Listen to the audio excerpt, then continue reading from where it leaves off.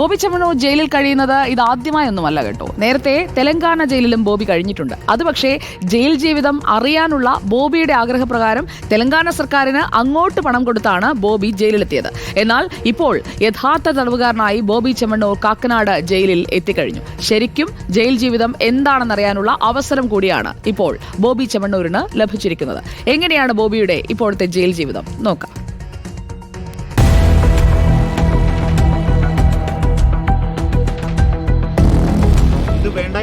ഇത് വേണ്ടായിരുന്നോ എന്ന് വെച്ച് കഴിഞ്ഞാൽ എന്താണ് ഉദ്ദേശിച്ചത്?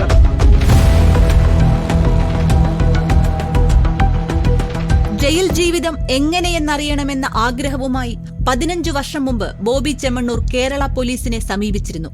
എന്നാൽ കുറ്റം ചെയ്യാത്തവർക്ക് ജയിലിൽ കഴിയാനാകില്ലെന്ന് പറഞ്ഞ് പോലീസ് ബോബിയെ തിരിച്ചയച്ചു. പക്ഷേ തെലങ്കാനയിലെ ജയിലിൽ കിടന്ന് ബോബി ചെമ്മണ്ണൂർ തന്റെ ആഗ്രഹം സഫലമാക്കി. ഫീൽ ദ ജയിൽ പദ്ധതിയിലൂടെ 500 രൂപ ഫീസ് അടച്ച് അന്ന് 24 മണിക്കൂർ ബോബി ജയിലിൽ കഴിഞ്ഞു.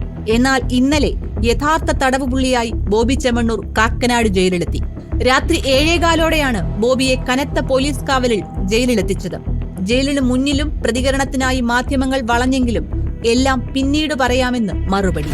പിന്നാലെ ജയിലുദ്യോഗസ്ഥരിൽ നിന്ന് പായയും പുതപ്പും വാങ്ങി സെല്ലിനുള്ളിലേക്ക്. എ ബ്ലോക്കിലെ 1-ാം നമ്പർ സെല്ലാണ് ബോബി ചെമ്മണ്ണൂരിനായി തയ്യാറാക്കിയിരുന്നത്. കൂടെയുള്ളത് മോഷണ ലഹരിക്കടത്തു കേസുകളിലെ റിമാൻഡ് പ്രതികൾ. 10 പേർക്ക് കഴിയാവുന്ന സെല്ലിലുള്ളത് ബോബിയടക്കം 6 പേർ. രാത്രി ഭക്ഷണമായി നൽകിയത് ജയിൽ ചപ്പാത്തിയും വെജിറ്റബിൾ കറിയും.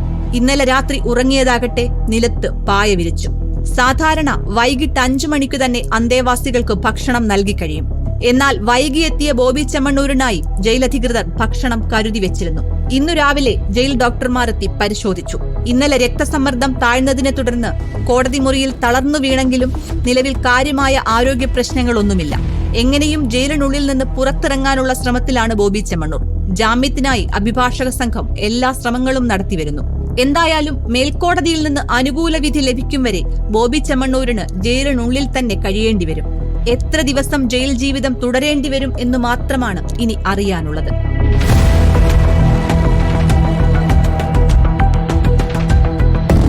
ഇത് വേണ്ടായിരുന്നോ എന്ന് വെച്ച് കഴിഞ്ഞാൽ എന്താണ് ഉദ്ദേശിച്ചത്?